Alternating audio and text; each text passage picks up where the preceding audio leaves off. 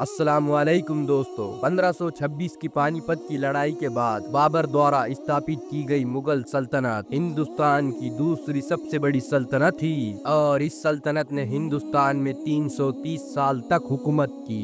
दोस्तों, आज इस वीडियो में हम मुगल सल्तनत के इतिहास के बारे में जानेंगे, लेकिन उससे पहले एक छोटी सी गुजारिश है कि आप इस वीडियो को लाइक और शेयर जरूर करें और हमारे चैनल को सब्सक्राइब करें।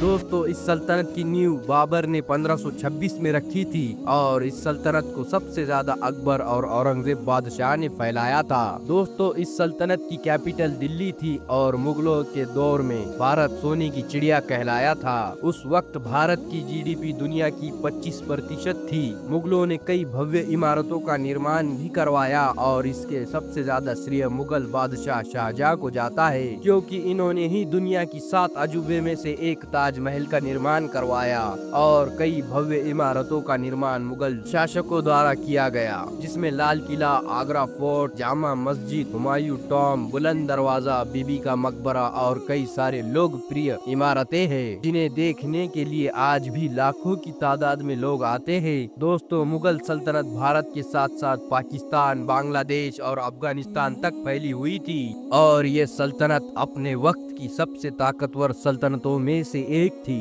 दोस्तों, सन 1707 में औरंगजेब की वफात के बाद मुगल सल्तनत में काबिल हुक्मरानों की कमी होने लगी थी और तभी से सल्तनत टूटने लगी और 1857 में ये सल्तनत खत्म हो गई। दोस्तों, औरंगजेब ही वह बादशाह थे जिन्होंने मुगल सल्तनत को उसके चरम तक पहुंचा दिया था और ये आखिरी ताकतवर मुगल हुक्मरानों थे। दोस्तों, औरंगजेब के वक्त में मुगल सल्तनत 40 लाख स्क्वायर किलोमीटर के एरिया में फैल चुकी थी और बेहद ताकतवर बन चुकी थी। दोस्तों, अगर औरंगजेब मुगल सल्तनत के तख्त पर ना बैठते तो मुगल सल्तनत उसी वक्त खत्म हो जाती, क्योंकि ताजमहल के बनने में मुगल सल्तनत का काफी सारा पैसा खर्च हो चुका था और इसके बाद शाहजहां अपने लिए काला ताजमहल भी बनवाना चाहते थे। दोस्तों, औरंगजेब एक बहादुर सिपाही थे और मुगल सल्तनत भी काफी बड़े हिस्से में फैली हुई थी, लेकिन औरंगजेब के बाद के बादशाह इतने काबिल नहीं थे कि वह इतनी बड़ी सल्तनत को संभाल सके।